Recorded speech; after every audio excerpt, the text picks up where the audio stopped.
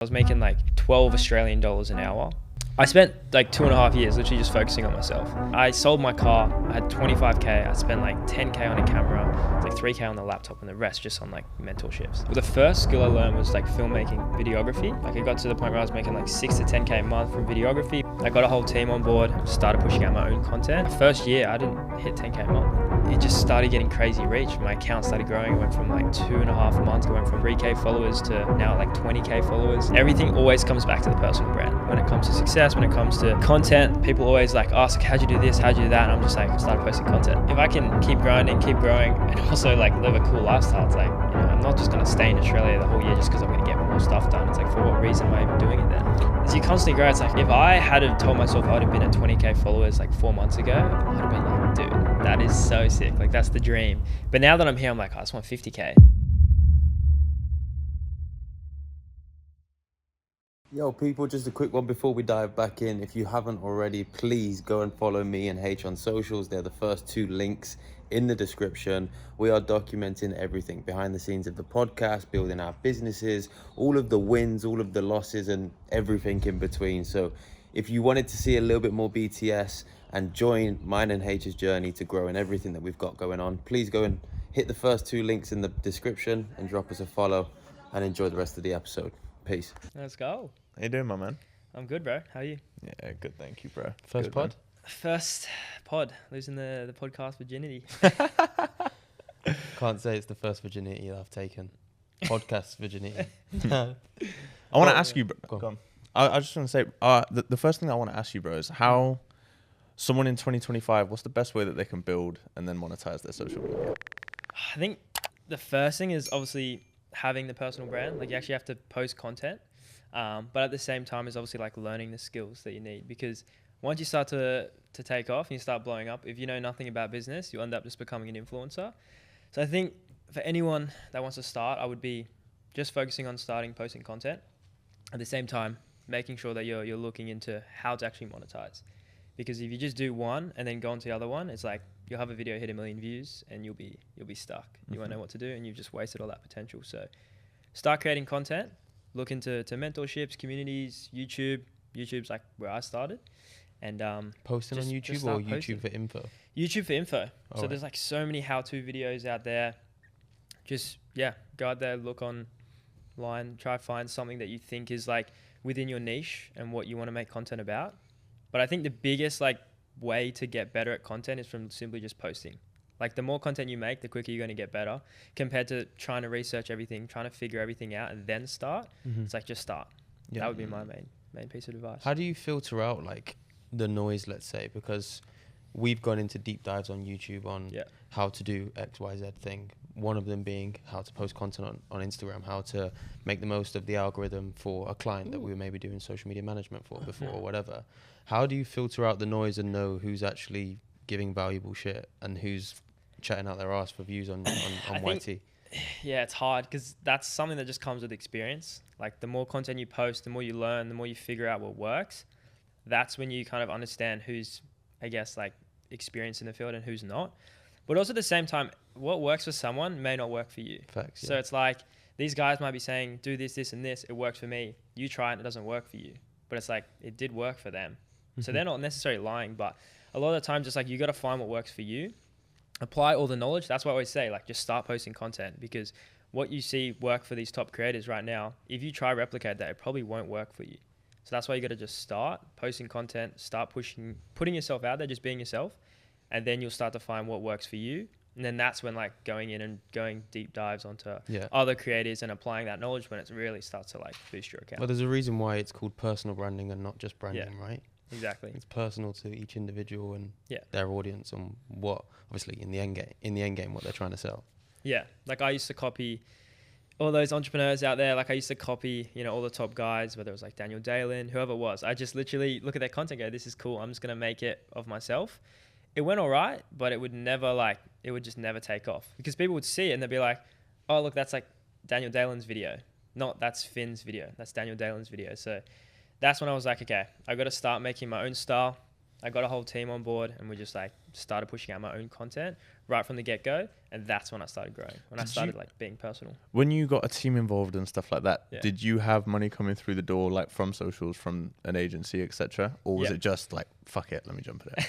No, it wasn't that big of a risk because I had already worked for entrepreneurs and influencers to help them scale their personal brand, just more behind the scenes. So I wasn't generating leads from my personal brand. I was literally just reaching out to these guys, traveling with them, helping them with content. And then it came to the point where I was like, I'm now making, 20, 30K a month. I can now invest into myself, get my own team, and really do it for myself properly. So I said to one of my clients, pretty much most of my clients in like January, I was like, this is the last trip I'm doing, like traveling with you guys. And then I'm just going to go all in on my own stuff. Because when I was working for them, I could never do my own thing. I could film the content, but I could never really do it properly. And then, like the 1st of March was when I brought out my main guy, BL, and he came out and just started filming everything. He was a filmmaker from Spain, and he used to work for Daniel. And so he just knew everything about how to actually make an entrepreneur work. And then I just brought my style into it. And then that's when it just started taking off. How do you get in the circle with someone like Daniel? Because we know that he's obviously a big personality. He's a very, very successful entrepreneur, in and around all of the right circles, etc. Yeah. How do you even get into his phone book, get his attention, become close to him to the point where, okay, now my videographer or my editor is, I'm gonna give you this guy to work with or whatever. Yeah, I get a lot of people like reach out to me like, bro, I want to come for a run with you, or like I want to do this, and it's like I don't even know who they are. Like they're on a private account. It's just some random guy from like Colombia or something. And so it's like hard for me to just be like, oh yeah, like come for a run, bro. Like I don't know who this person is. So I spent like 2.5 years literally just focusing on myself, and I was behind the scenes.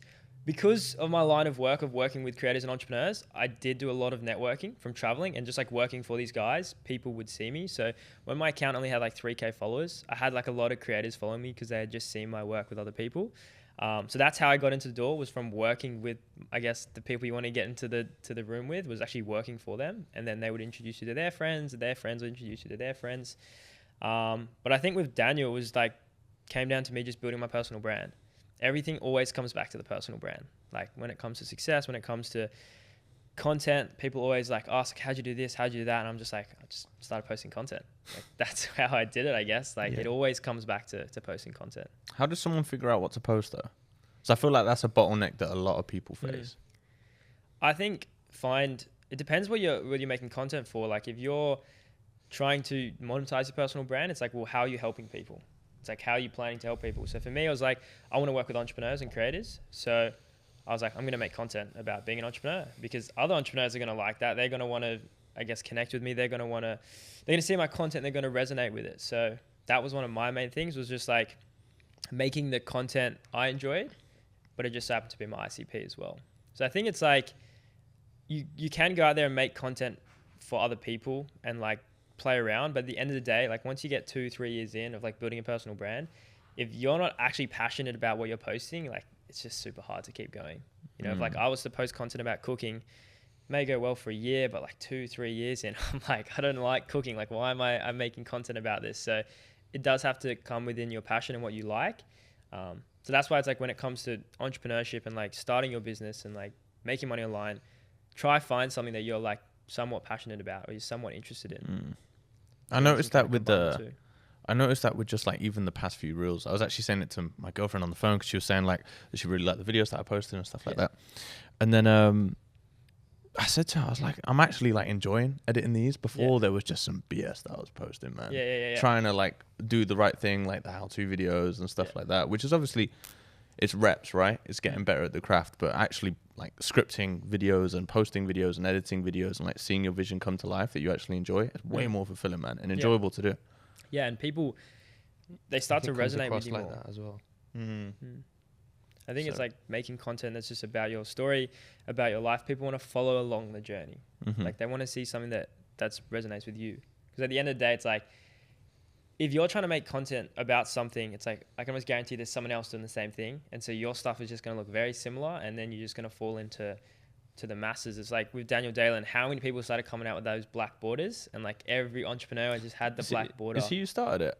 Yeah. Oh, no way. He started it. I don't know if he's like, it was a filmmaking thing. Mhm. Like only filmmakers would use it. He brought it into the YouTube and then brought it out on the short form. And then everyone just started using that black border. And then you'd look at it and you just like, everyone's would look the same.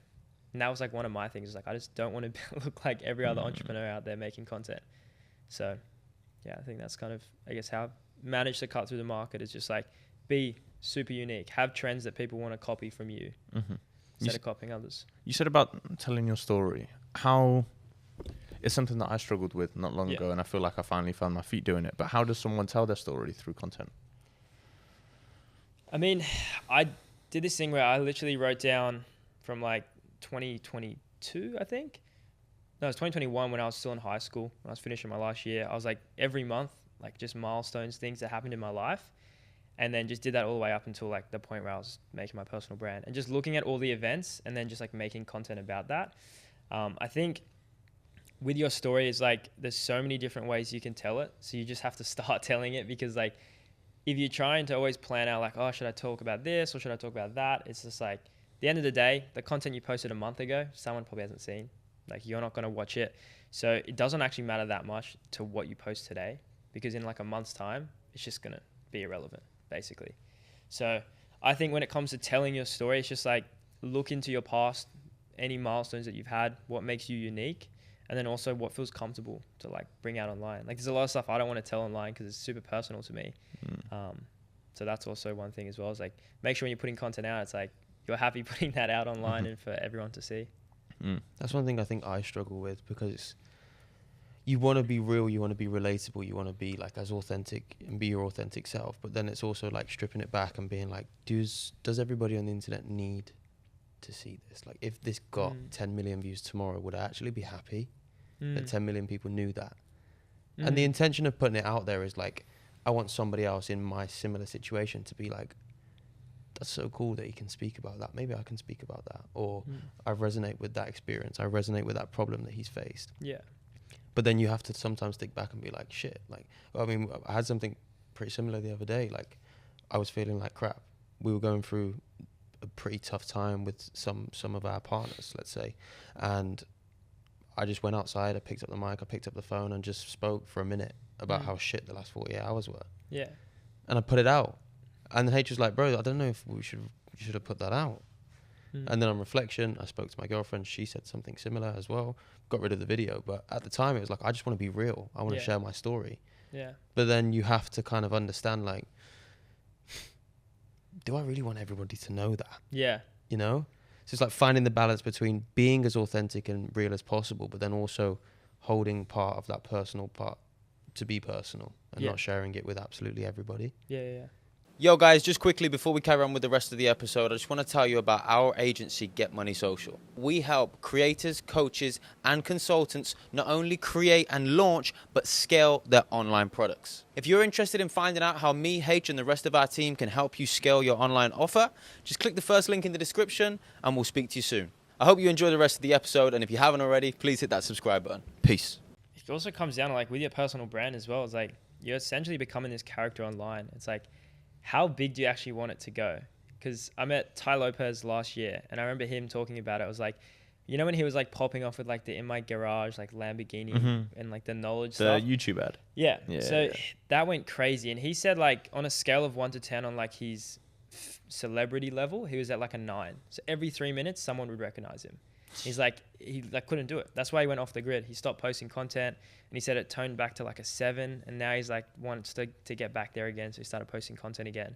But it's like, if you keep going, like you'll get to the point where you're so famous, like everyone is seeing your content. They know who you are. They're coming up to you. You also don't know anything about this person, but they know everything about you. Yeah. So now there's this information like disconnect, and it makes it really hard to like have a genuine relationship with someone because they've already known you for a month and you've never met them before. Yeah. I feel like we haven't seen the aftermath. Like everybody talks about the importance of like a personal brand and it's coming into, I say it's coming into wave. It's not really coming into, it's been there. Yeah. And people have known it's been there, but I feel like now it's a lot more seen and it's spoken about a lot more. I mean, we sat down and for the first 10 minutes of this podcast, we've spoken about the importance of a personal brand if you want to have a successful business. But I'm curious to see like in 10 years, 15 years, 20 years time, when all of these guys, all of us guys, investing all of our time, energy and effort and money, our resources into building a personal brand. What are the after effects of that when you're 30, when you're 40, when you have kids? Do our kids get recognized in school for being that person's son, like the footballer did, or the actor did, or do you get what I'm saying? Like, everybody talks about the pros now, but you just said he can't go 3 minutes without being recognized. Yeah. So if everybody's got a fucking personal brand and everybody knows everybody because they wanted to build a business, and the personal brand is a byproduct of that, or vice versa, what are the negative effects of that in the long term? We haven't seen that yet. Yeah. It comes down as well, like, I mean, a lot of these guys are like posting evergreen content, like the really famous people, where it's like sports highlights and like they get watched over and over again every year, or movies that get rewatched by people. So they're constantly relevant. Whereas on social media, it's like if I stopped posting for 6 months, like only the people that see my content would be like, oh, I remember that guy, but like they don't know anything about me. They don't know what I've been doing. Yeah. So it's like becoming irrelevant isn't actually that hard. You just have to stop. But again, it's like you may get to the point where you're like Ty, like he's so big, he stopped posting content. Everyone still knows who he is. That's the Lamborghini guy. Yeah, that YouTube ad was iconic back in the day. I can't think of who you guys. It's like he's just in this garage. He's like, I just bought this brand new $240,000 Lamborghini, and it's like him explaining how he did it. He was like an OG course seller. Literally like one of the first guys who course like, selling final boss. And he's like, you know what's more important than a Lamborghini? Knowledge. And then he shows like bookshelf in the garage with like all these things. Oh shit, that rang a bit of a bell, to be honest, with the bookshelf and stuff. Maybe, but I probably have seen it, bro. It's just this YouTube ad. You definitely have. It's like, it's OG like YouTube ads. Like you can't not have seen it. But it wasn't organic then. It was just because he was hammering ads with a big spend. No, but I think it went organic. He got like 100 million views or something crazy. And he's got like 2 million followers on Instagram. Yeah. Like he's a big guy. Yeah, he had like a big following before, but then he was just smashing those ads. Yeah. But like the ads are the first place that I saw him. Yeah. Would you rather have 1 million followers, to say you have 1 million followers and only 10% of them be your ICP? Yeah. Or would you rather have 50,000 followers and 100% of them, actually no, that's wrong because the math's wrong. You're gonna have 50,000 more. Have 100,000 followers and 100% of them be your ICP. Yeah, I would definitely rather a cult-like audience. Like everyone just follow me for my stuff, because like I don't know, I don't look at the followers.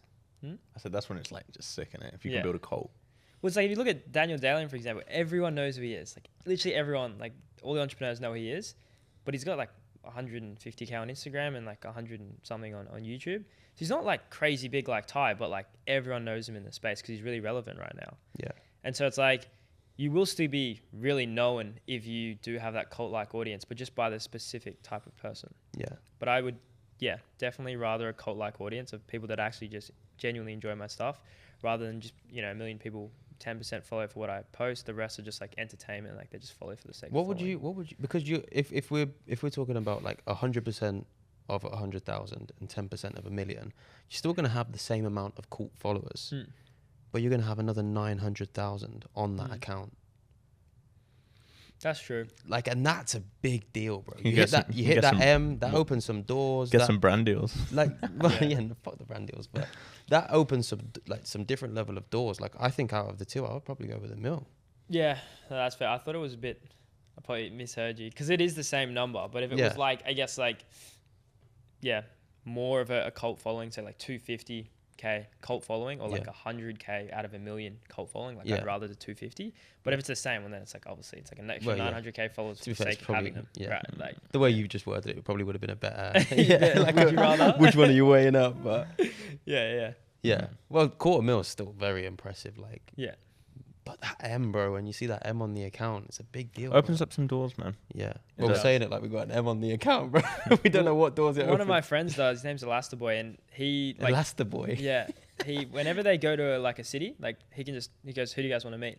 And because I was traveling with them, it's like, who do you guys want to meet? And he just opens up his phone, just goes on Instagram, searches up like the city, Hawaii, wherever we are, and just starts DMing guys. And they all reply. And then we just go there for a week, and we just have like the sickest time. We just meet like the coolest guys. So it's like the networking is bro. Crazy. The M. You're serious if you have 1 million followers. Yeah. That is dope. It's like a modern day currency, isn't it? Oh, literally. It kind of is. What was that was it a Black Mirror episode when people had to walk around with like their Like you could see their like friend they're count or like something. Yeah. reviews and Was it stuff. something like that? Yeah, and obviously the massive effect. It's basically like that, but the only difference is it's not on your fucking forehead. Yeah. You just gotta pull out your phone. Yeah, but you said I don't think they were too far from that though, because like what about like the there's like the smart glasses now where like it pulls up things in real time. Yeah. Like in front of you. What, I so think if it's around the if corner. I look at you, it's gonna be like Nah, pull up your not IG. quite that yet, but you could pull up IG like right there, like in the glasses. But like I don't think we're far away from that though. But it is a current, like people judge a book by its cover.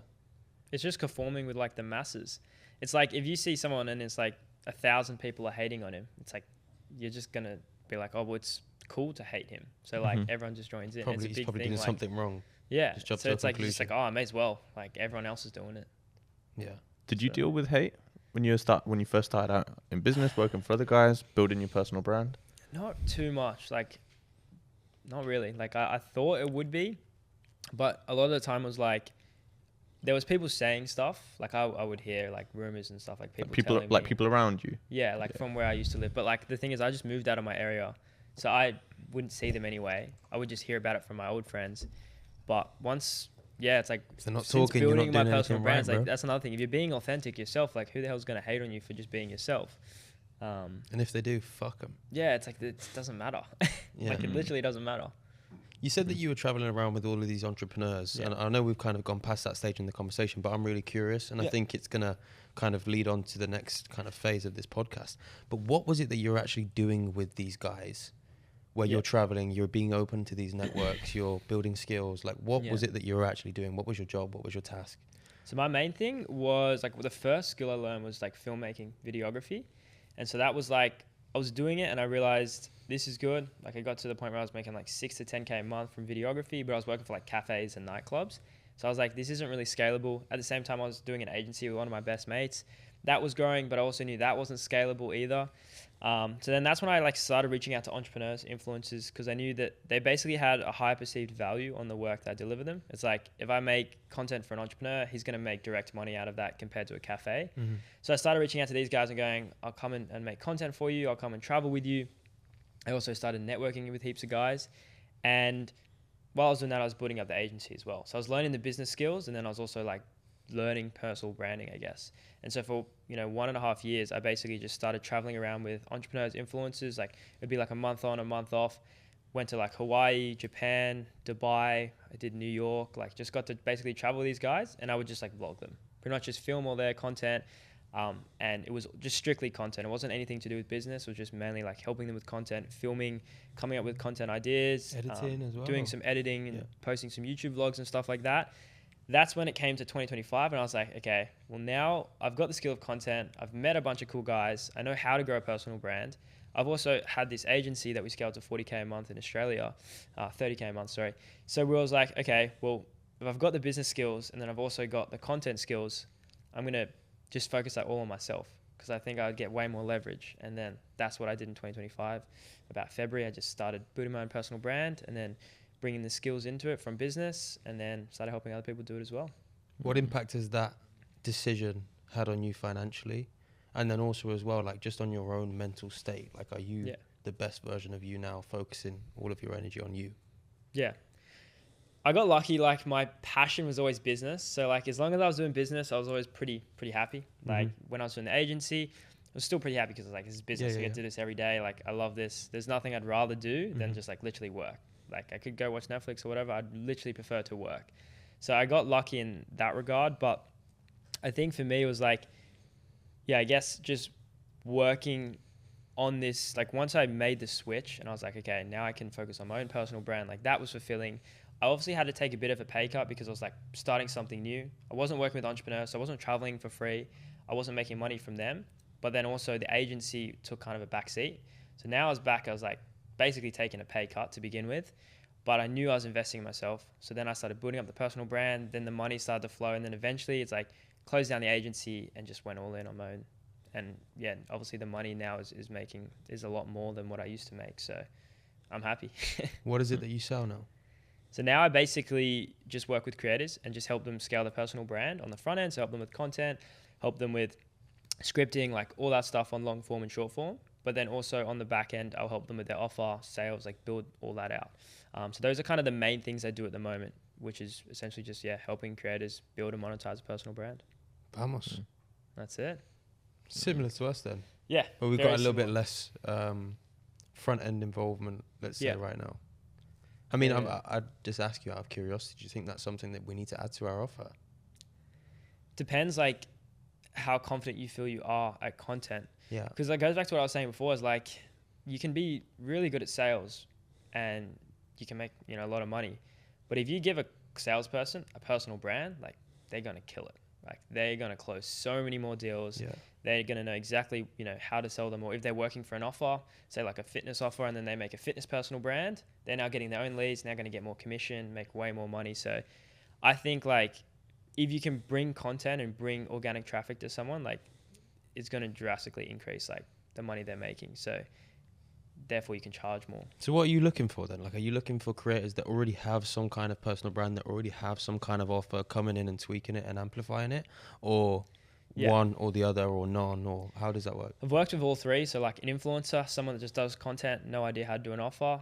Vice versa, someone that has skill but also has like makes some money. Maybe he's just like a remote closer but then has no personal brand. Yeah. I think the easiest way to scale is usually someone that already has the content, because they're already like killing it on the front end and you don't have to build up too much, and then you can just show them the skills or help them get a sales team. But then someone that does both as well is also pretty easy to help. Yeah. So your ICP is somebody with, well, you said like an influencer or like a salesperson. Yeah. So who is your ICP? Like, let's say you're looking for clients, you've opened a few slots and you can work with a few more people. Who are you looking for? I'd say ideally someone that is making content, is entrepreneurial, but it just isn't making the money they want to make. They may be like 10K a month, but they're just like not hitting the numbers they want to be hitting. That would be the ideal person. Again, like what I'm doing at the moment is mainly just like helping creators scale. But for me, it's not like the long-term vision. Like I don't see myself doing this forever. It's the same for like, most high ticket closers now that maybe make like 30K a month. They're like, this is fun, but this isn't the long-term vision. And that's the same with me. It's like, I'm just doing right now, like how I can help people make the biggest impact, but also continue to build my personal brand. And then in 2026, I'm going to launch something bigger, and I really want to like get stuck into it next year and like really have my own set thing. And like, this is a long-term thing. Yeah. So for now, it's just like helping guys where I can, helping them either make more money, helping them make better content, or both, just so I can kind of, fund what I'm doing now, continue like building my stepping personal stone, brand. right? Yeah. Yeah. 100%. I feel like most people in like the agency space, they always have that shift. It's like freelance. Yeah. Then it kind of goes across to agency. Yeah. And then once you're in the agency, you realize how much fucking work it is, sucks, how bro. hard it is, Sucks so much. how many moving parts there are, Yeah. churn, how hard it is to work with certain types of clients. Yeah. And it's like, this is like the cash cow now Yeah. that's going to fund my Exactly. lifestyle and effectively like keep me fed. Yeah. And then it's like, okay, 2 mil, 3 mil, 5 mil cash collected. Now what are we building? They're like the forever baby. Yeah, you know? and it's like you got the personal brand built. I invest all my money back into Leverage. content. So then you're obviously like, if you're posting content, like I can't be in Australia all year. Like I have to be traveling. So you have to fund that as well. But yeah, going back to what you said with the agency, it's like when you first start, like I think 0 to 20K, it's like such a good business to do, because it's like you learn so many skills, you like meet so many cool people, you learn so many lessons, but then eventually you get to the point where it's like you're just a glorified employee. Like I was getting to the point where we were making content for businesses in Sydney, but I just felt like I was someone working on their social media team. I didn't feel like I owned my own agency. The client was always like thinking they're above you, so it's just like a really hard dynamic. That's why I kind of shifted more into like working one-on-one with people, actually like helping them scale, coming into their business and working with them like alongside. Do you partner them, and then is it like commission based, or Sometimes I've done a couple of deals on commission, but usually it's like, I'll just charge an upfront fee and just work with them for 3 months. dope? Yeah. And then that way it's like you're paying me for my time, right? Yeah. It's actually the roles are kind of, well, not reversed, because they're not a glorified employee, but they kind of need you, right?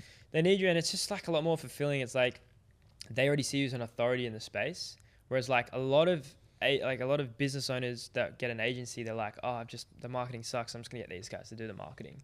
Yeah. But they still like feel like they're in control. Yeah. So it gets kind of hard on that regard. Whereas these guys are like, this guy's gonna help me get from here to here. Like I'm gonna just do whatever he needs. I'm gonna be the best, I guess, like partner for him while we're working together. It's essentially like, I guess, growth operating is like what people used to call it, which is just like helping influencers make money online. Yeah. You mentioned You mentioned when you're traveling around the world, these Yeah. different creators, different business owners, creating their content, etc. You learned some, and running your own agency, that you learned some of like the key skills for business and content creation. What were some of the key skills that you learned for business? For business, it would obviously be sales. That was like one of the big things I learned, which is just like learning how to sell, communicating with other guys, like learning how to go and be with these like I used to meet the guys like I used to idolize. I was like, this guy was like someone I would watch on content, like while I was, grinding. I'd like see this guy everywhere and I just meet him in person. So it was like meeting some really high level guys and like just talking to them, building up my network. But I think like, the main skills from the business was just like managing teams, like learning how to deal with clients, learning how to get clients on board, all like the back end, like the SOPs, the systems. Like I love that stuff. Like I love doing the back end stuff. So it's just like learning how to do all of that, so that when it comes to like building this personal brand and making money off it, it's like you have to treat it like a business. You can't be just an influencer, because if you're just posting content and expecting to make money, it's never going to work. So you have to treat your personal brand as an actual business. And it's also one of the things that you work on in your life that's literally going to be there for the rest of your life. How do you work on your personal brand more like a business? I think just by learning the skills. And like when you post content, it's like, I'm not just posting this for views. Like I'm posting this for an actual reason. There's intent behind this. So I think it's just like, it just depends as well. Like, some people just post content for fun. They work a 9 to 5 and they're just happy being a creator. Like that's totally fine as well. Yeah. We want to make some fucking money though. Yeah. It's harder than people. It's harder than people think, man. It is a lot harder than people think to pull in views. Like it's something that maybe not the most consistent, but we've been trying to do for a little while now, man. Yeah. Yeah. I also think, like you said earlier, I mean, you said like you want to be growing a personal brand, you want to be doing content. You can't just stay in Australia. Yeah. One thing that we didn't do was move. Yeah. And I don't mean like move away, but just move. Yeah. Be busy. Yeah, Do you know what I mean? Have new conversations. Like already before, you dropped a little bit of sauce downstairs before we started rolling. Yeah. I might be able to 3, 4, 5x the followers off of one video. Yeah. Same for you, and the same way you did. Yeah. Based on that small conversation. Wouldn't have happened if we weren't in Bali. Exactly. And if you compound that and keep doing it like you were doing, also being around like these guys that you're saying are like here, I feel like that makes a fucking difference, bro. Like we were in our small town, in our small office building. Like, yes, we were trying, but it's like, how many times am I going to see him with the same backdrop saying the same shit and not get bored? Exactly. You know? And like, I don't think we gave ourselves the biggest chance to make it work. Yeah, You you know? have to take the risk, like, and invest in travel and like go to Bali. But it's like once you guys come home, you'll be like, holy shit! Like me before I went to Bali versus me coming back, like so much has changed. But it's also on like the flip end. One thing I've been noticing is like, because I've been traveling for the last say 6 months, I've just been living out of a suitcase. Everything is just like becoming normalized in your life, and it's like you're just constantly like in, I guess, like you're living a really good lifestyle, like 24/7. So then the grind, like the motivation to grind, like everything is just like the same. It's just every single day, like you're starting to lose motivation because you don't have the contrast of like the bad to the good. So like that's why at the end of this year, I was like, I'm just going to go back to Australia for 3 months and just start building, a big thing for 2026 and just build that contrast up again. So that when I do travel, I start to grow even more, because once you get used to it, it's like you stop growing. It's like when you get used to your hometown, you stop kind of growing. Yeah. I feel like you can really hit a ceiling. Yeah. And I mean, coming here obviously is an eye opener. But one thing I will say about Bali, and I spoke about it in my most recent YouTube video, is I feel like it's a very slow paced and chilled place to be. And I can't quite put my finger on yet whether that gets the best out of me. Yeah. Like, you know how you spoke about the motivation side of things. And like, I spent some time in the UAE, nowhere near as long time as I've spent here.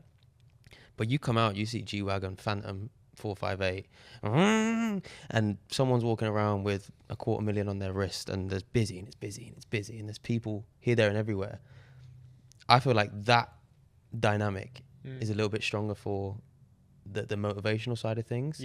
But then if you kind of come somewhere here and you are on a mission and you want to wake up and you want to do like your workout and have a slow morning, and then you're going to grind 3-4 hours and create some really cool tropical content and all of that kind of stuff. It's like there's the pros and cons of it. Yeah. But yeah, I don't really know where I was going with that point. It's like at the end of the day as well, it's like, fuck, you've got one life. Like if I can keep grinding, keep growing, and also like live a cool lifestyle. It's like, you know, I'm not just going to stay in Australia the whole year just because I'm going to get more stuff done. It's like, for what reason am I even doing it then? I'll be real. The one thing that I've noticed about being here is I don't think that I've been in a place where like there's been as many people that are interested in like doing the same shit that I am. Yeah.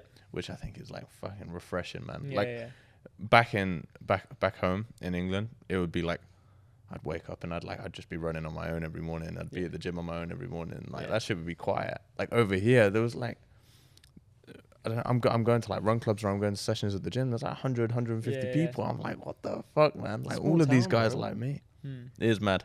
Small town though, man. Small town. Like you said, you were in Australia and you're in Sydney. Yeah. I mean, I've never been to Australia. It's on the bucket list, but it's not quite like Bali, but like the level of people in like certain hotspot, areas, right? like you can find it. Yeah. like the guys that are doing the best stuff in Australia more often than not are going to be there or thereabouts, right? Yeah. It's the equivalent of us living in London. Yeah. In the UK, we don't. It's far from it. Yeah. Like it's far from it.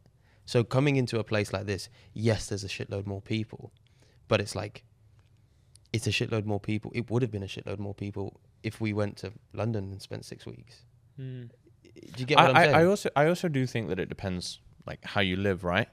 Like if I didn't like put myself out there and like force myself to go to like these different like run clubs or events or sessions or get up early, and I didn't do that, I probably wouldn't have that opinion on being here, if that makes sense. But like I've put myself in the situations and the scenarios, like even like how we met. Yeah. Just fucking, I was out running early. I was like, this is where the shit's fucking happening. And then it's like, it just goes back to content as well. It's like we would have never connected. We would never been doing this if I hadn't posted that one video.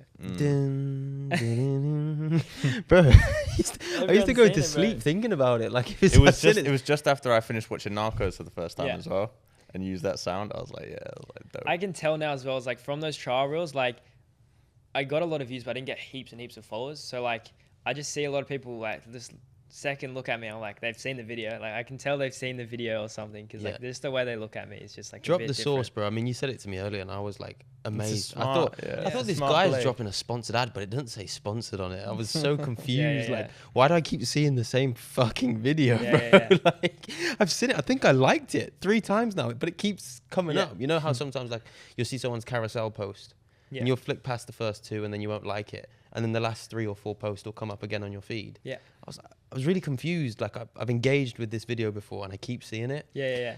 It's like different comments, likes. Like it's a different. Yeah, like video. The last time I saw it, I swear it had 5k likes, and now this time it's got like 100. What the fuck's going on here? Like, am I? Please spill the beans, because it's the first I heard of it, and I'm going to apply it. Yeah, I'm going to see how it works, but I want to share it with the listeners if you're. Of course. Well, we didn't gatekeep it, but I was only doing it with my clients at one stage, because it's basically trial reels is the whole concept of it. But I think they've patched it now, or it doesn't do what it used to do. I think it's like maybe they pick up on the metadata of the video and they're like, I can tell you've posted this video on a trial reel before. But back in its prime, like 2 months ago, I knew that it was going to get patched. Like I knew that they'd catch on to this. So I just like milked it for everything I could. And basically it's like trial reels allows you to post your content, and it only gets sent to non-followers. So none of your new followers are going to see it. So I realized, okay, well, this is only getting sent to non-followers. What's stopping me from just posting this video 10 times a day? Like there's literally nothing. So I was like, okay, I'm going to start doing it. So I started at like 10 times a day. I was like just doing it myself. It'd take me like 30 minutes, just post 10 pieces of content. And then I saw them, and they wouldn't go crazy. Like sometimes 2K views, sometimes 5K views, but they were pulling in each video, like anywhere from 10 to 100 followers. So then I realized, I was like, okay, well, if I just multiply the numbers here, like I'm going to start to grow really quickly. And this is when I was at 4K followers. So I found my best videos. I got my VA to just like literally post 50 a day, and we would just cycle through them every single day. And it just started getting crazy reach. My account started growing. It went from like, in 2.5 months, I think it went from like 3K followers to now like 20K followers. And that was simply a big part of it was just from posting those trial reels and just getting my face out there. And it was also going to people like you guys as well. It was going to my ICP. So it wasn't like just getting random people from random countries. It was like going to the right people. But it's essentially just trial reels. Was it landing on our page because did you mention anything about Bali in the video? I can't remember. Yeah, I did. Like it was obviously because we were sharing a lot of Bali content with each other and stuff like that, weren't we? So Yeah.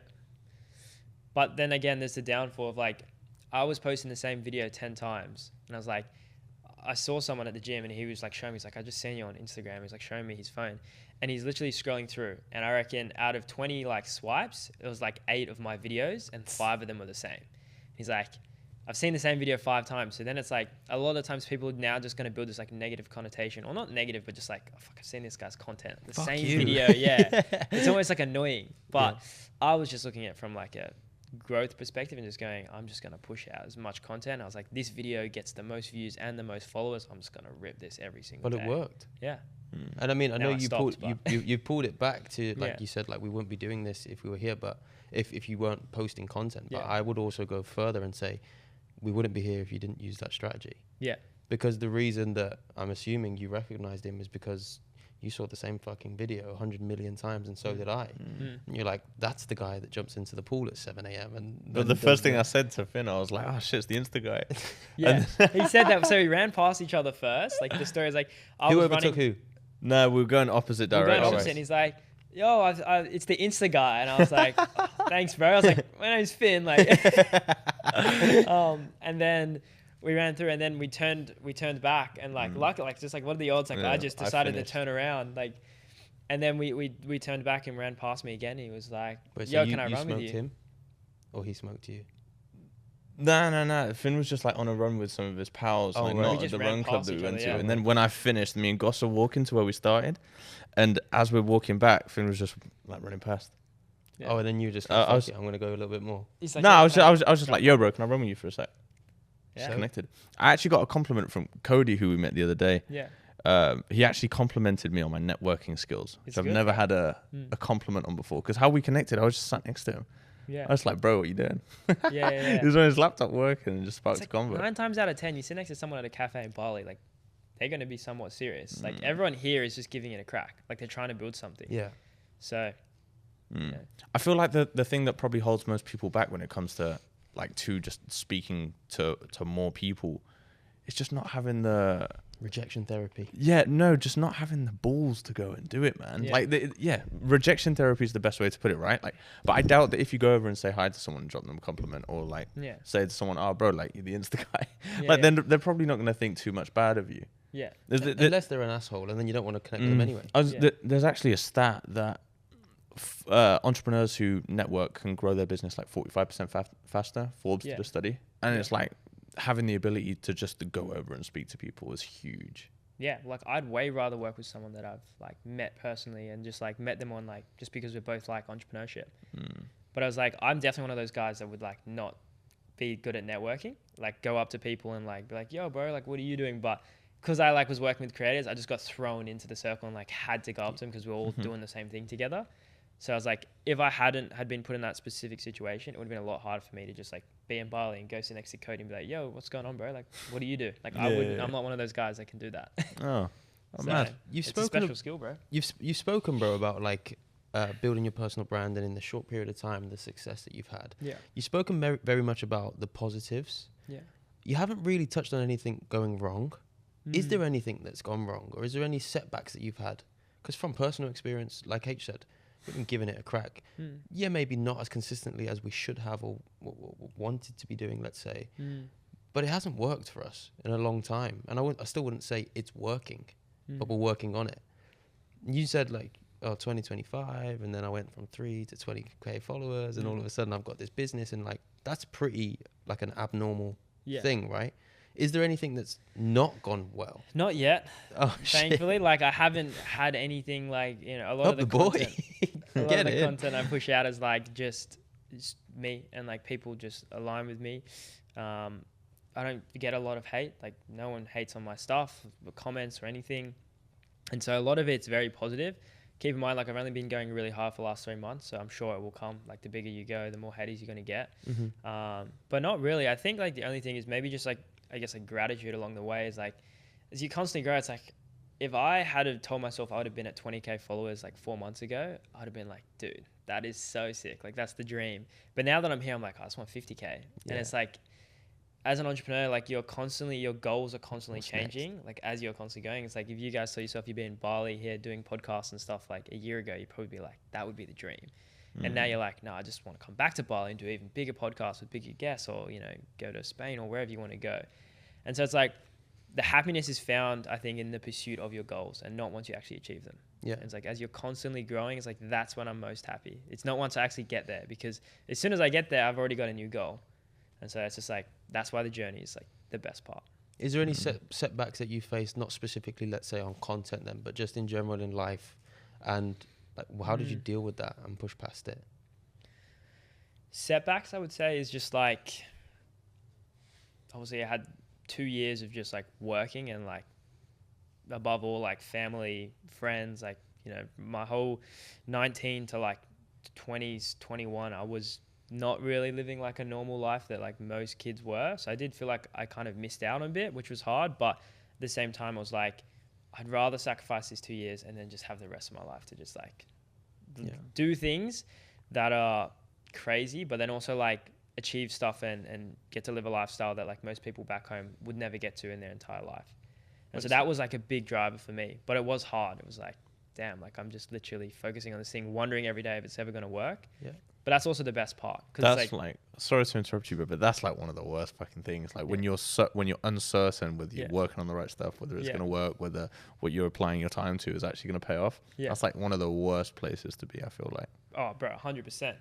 But also it's like, that's what makes it so good. Because like, let's be honest, if you started this and you're like, in 6 months, like you're going to be making $1 million, like you just know you're going to achieve it. So like, it wouldn't be as fun. Like there's no risk involved. There's no gamble. Sounds pretty good to me. It's good. Of course it's good. But it's also like, you know, I don't know if you've ever played GTA, like I used to hack it and I'd get like $1 million on like the game and I'd buy everything. And then I was like, fuck, now what? Yeah. Like what do I do now? I've completed the game. And so it's like, if you're just constantly having that risk of like, if this is ever going to work, is like what makes it so exciting and so much more fun. I think we touched on it. I mean, I can't remember how many weeks ago, but it was one of our in-house episodes in the office building. We spoke about slow progress. Yeah. And the positive effect that slow progress have. Don't get me wrong, there's some negatives. You're down in the dumps. It's not working. I've got to go again. Fucking hell. My missus thinks I'm broke. I can't get my mum and dad this for their birthday, or I can't drive the car I want to drive, or whatever. There's those negative side of things. But the positive side of the slow progress and that grind season, that sacrifice, is you level up your character. You start maxing out these different stats so that when you finally do actually achieve or attain what you believe is so-called success, not only have you earned it, but then you have the skill sets and you have the networking skills, the content skills, the system skills, all of the skills that you need to then not only go past that, like not only to achieve that, but to go past it and go to the next fucking level. Yeah. Because you've been through the fucking gutter. Yeah. And the only way to get out of the gutter is to get better.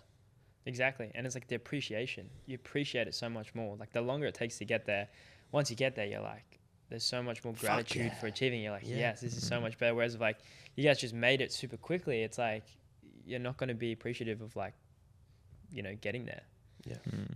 So I think that's like super important. And then also it's like, a lot of people are like, oh, they see like these guys making millions of dollars on crypto at like 16, 17. You're like, fuck, that would be so good. But then it's also like, well, you're not doing that. So it's like, what are you going to do? Like, feel sorry for yourself, or are you just going to make it work? Because a lot of guys are like, oh, like comparing themselves to other people and being like, oh, I'm not there yet. But it's like, you've got no other option anyway.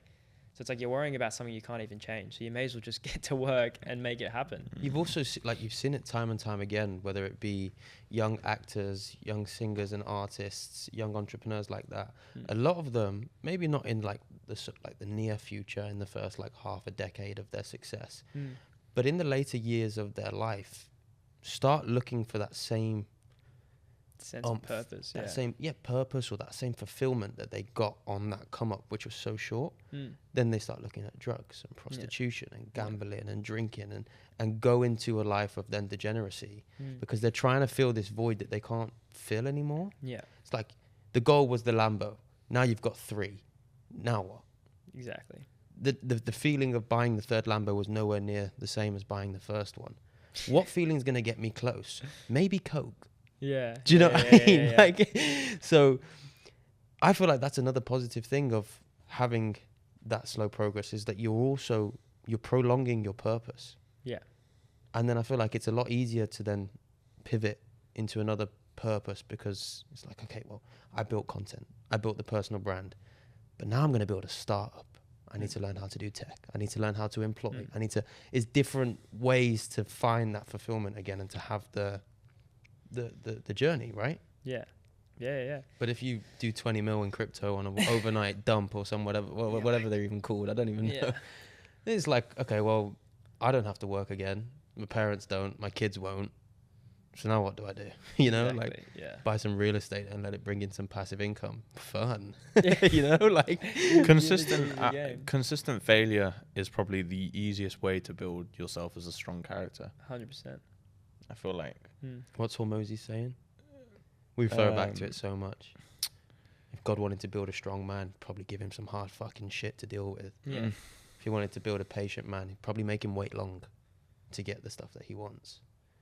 Just building out the characters, bro. Maxing out our stats.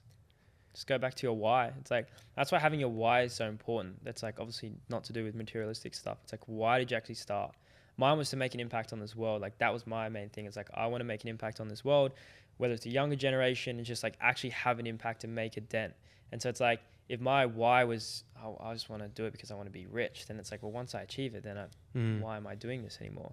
And so like when time gets tough, it's like you just go back to your why. It's like you remember why you started. But then also once you start achieving success, it's like you go back to your why. Like, this is why I started, not to have all these materialistic things. It's to like actually, you know, achieve a goal.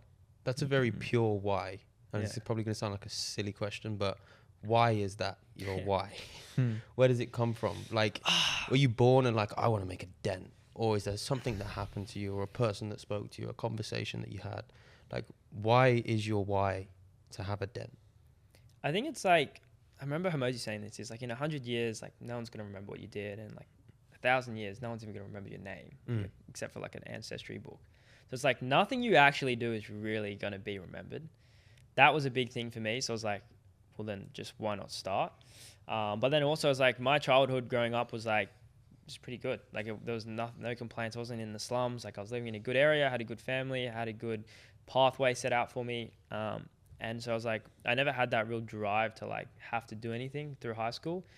Then I like put myself in a really shit position. I went into construction work and I was like, okay, I definitely don't want to do this. And like that just lit a fire inside me. Is that in the mines? No, it was just on that's what we hear about. sites. Loads of guys from the UK go and do mines, yeah. Because it's like really good pay and yeah. Sorry to interrupt you. But yeah, no, it wasn't in the mines. It was like similar skills. Like there's carpenters, I think, in the mines. I don't really know, to be honest. But I don't either. Yeah, but I was like a residential carpenter, and I was like a first year, so I was making like 12 Australian dollars an hour, which is like, I don't know, 8 USD. It's like 7 pounds, 8 pounds, whatever it is. So I was making barely anything an hour, and I was just digging holes all day. And then I looked at my boss, who was like 10 years ahead of me. He's also digging holes as well with me. So I was like, what am I doing here? Where am I working towards? Like, still doing the same job in 10 years. So that was so bad to the point where I was like, okay, I know I'm meant for more. Like, I know I want to do something more. I wasn't exactly sure what, but I was like, I just know I can do more. And I think that's what like started that like making the impact, because I was like, I know I'm meant for more. I know that like you put a lot of people on the pedestal of like, oh, this guy must have got lucky, or like, you know, the really successful entrepreneurs, he just had something about him. But it's also like, they aren't different to you. They're exactly like you. They just had a really big dream and they worked towards it. So I think that was my thing, was like, well, these guys at the top aren't any different to me. Like, why can't I do that? And then that comes back to like, all right, well, this is the goal. Like, I've got one life. I'm going to work towards it. Well, if you want to be lucky, quote unquote, top G, you got to show up every day so that when the lucky day comes around, you're there to take it. Yeah. You still have to show up every day. Yeah. And it's these the guys that, let's say, like, we'll use you as an example, the overnight success, 20K in 3 months. But what about the 2.5, 3 years, whatever it was before, building the skill set, understanding how to film content, understanding how to network and to capitalize on the attention of the content. So it's not an overnight success. You didn't just do it in 3 months. It's the 3 years work beforehand that nobody sees, and then all of a sudden you're out there and everybody recognizes you as the Insta guy. Yeah. Or the Narcos instrumental guy that just did it. And where's this guy come from? Fucking hell, you got lucky. Yeah. No, motherfucker, you just didn't see the other bits. Yeah, you just didn't see it. Yeah. That's why you got to document it. You got to document the whole journey from where you started, because that inspires a lot of other people. When you show them on your content, like, this was me 2 years ago, and they're like, oh, that guy was doing the same job I'm doing right now. Like, he did it. Like, why can't I do it? And that's when you start inspiring people. Yeah. Well, I mean, we've got 125 weeks to look back on of this every Mm. week. And in another 125 weeks, I bet things are going to look a lot different to what they look now. Yeah. Everyone's journey is different. Like my first year, I didn't hit 10K a month. I was like, fuck, I should like. I saw like Emo and Gadji. That was the first guy I ever saw that like sparked everything for me. Like this Emo and Gadji agency. I was like, that's it. Like that's for me. And I locked in on that for like 2 years. But it was like, yeah, I spent a year and I just wasn't making it work. And you were looking online, seeing all these guys like, yeah, say make 10K in 3 months and like start making 20K a month. And I'm like, how are these guys doing it? They make it sound so much easier, don't they? And I was like, and it wasn't until I'd spent the 2 years, built up the skill set to go, okay, now I know how to do it. Now it's easy to make that money in that short period of time. But if you haven't done that work and you haven't figured it out, then it's not easy. That's why mentors come through like clutch, because they just teach everything without you trying to figure it all out. Did you invest into mentors, or were you just naturally around them because of obviously the environment you're in? Bit of both. I definitely, I probably invested over like 30K just into mentors. Like my first mentor taught me videography. And then I was also like, he was an entrepreneur. So then I was like starting to bring entrepreneurship into videography. I don't even know why I did videography, to be honest. Like I literally wasn't that passionate about it. But then once I started, I was like, I really like filmmaking. I am creative. So I think for me, it was just like, finding the right mentors. I did the videography one, and then I did sales. I had a guy that came in and just like literally worked one-on-one with the agency, helped us with sales. Then eventually I joined like a sales community that was like personal branding and like how to make money off social media and actually use sales to like, get them to the DMs, get them on calls, stuff like that. And then that's when the skill set really started to make sense. And it comes back to another big thing of like building those skills. Like you said, like you spend 2 years building those skills. So now it's like, if I lost everything tomorrow, I know exactly how to get there because I just have the skill set. It's just in my brain. Yeah. I feel like that's one thing personally, and this is wrong. I know it's wrong. I struggle with the idea of spending like £30,000 on somebody else's offer. Pisses me off. Yeah. It pisses me off as well, but maybe it's like a perspective thing from England, because everybody always says like closers and stuff, like they prefer closing in the US, right? Yeah. Because people are more willing to invest in themselves. They've got like a Maybe different it's impulse, because of like productive environment. Mm. Like Yeah. two of Urban and Charlie, your guys, like as soon as I sat down with them, they like one of the first things they said to me was that they invested into a course and spent like 4.5-5K or whatever it was. I was like, oh shit. I was like, was it worth it? Like, yeah. But it's like you don't really meet people in England where we're from. Like, there's not many people that I've met that have invested in mentorship and programs and courses. You guys? We got one for free. Yeah. Someone where our office was. We jumped on the sales calls, etc. And we were like, all right, we'll think about it, like maybe. And we were actually contemplating spending our last 10K, 10 grand English on this course. And then our neighbor to the office, he was walking past and he was like, like we told him about it. He's like, guys, I'll download the course for free for you guys off the internet. Don't worry, I'll sort it for you. Gave him a hard drive. Next day, came back with the full like 70 gig folder with all the stuff in. That's crazy. Yeah, so we were close to, but maybe it would have been different if we invested, like having the thought of like, oh shit, we've just spent it was 9 grand. We've just spent 9 grand. Like shit, we have to make it back, etc. But I'm glad that we didn't know, because I feel like at that time we actually weren't even ready for the value that we were going to get. Yeah. We didn't really have an offer, etc. It just made me think, and I actually have invested in a course / mentorship program, just in a different space. So I have a serviced accommodation, so Airbnb. Yeah. I invested it was basically 3 grand all in English to go and do this guy's like 3-day seminar and all of the stuff that comes with it. And you said something just then. It was like, if we had spent the money, we would have made sure that we got a return. Yeah. And I did. Yeah. Like I really fucking did. I think more so than the course that we downloaded for free. But in my head, it was like, okay, well, I need to do X, Y, Z to make a return on my investment, and then I can kick on and compound it. And it's still a business that's doing great in the background. And it's ticking. And it wouldn't have been possible if I didn't the sell was ridiculous. We were in a room. It's £1. Was it £1 or 1p? Mm-hmm. £1 to go into this like crash course kind of thing. It's a full day. And the main guy comes on and speaks for like 90 minutes. And at the end of it, he stacks his offer.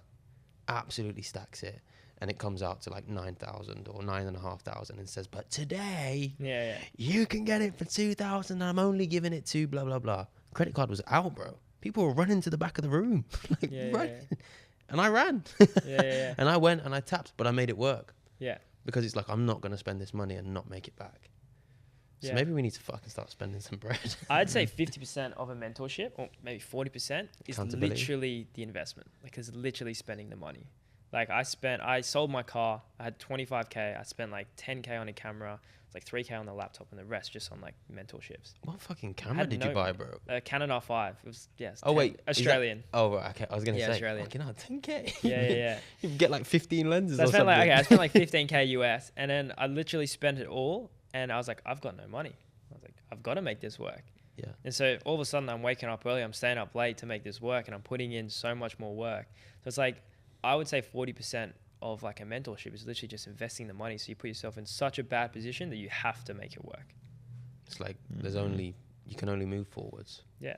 You don't want to get much worse. You don't want to come at a loss. Like, that's the last thing. Like, people would rather run away from the burning house than like go towards the ice cream truck. So it's like, if you spend 10K, you're like, I don't want to waste that 10K. Like, I don't care too much about making 100K, but I know I want to make my 10K back. And so that's why it's like, you see so much success with like these high ticket mentorships, because people investing money, a lot of the time it's like all they have, and then they make it work. And they're the biggest success stories, and then the guys flip it and use it as testimonials. Yeah. Mark came to me with only 10K, he invested, and now he does. I wouldn't be here without it. So like, if I didn't invest in mentorships and courses, like, there's no chance I'd be here. So it worked for me. We invested in mentorship once. It was someone but it was just like, they weren't selling info or anything. Yeah. We actually had them as a guest on our podcast, and like after we finished the call, Z said something during the pod.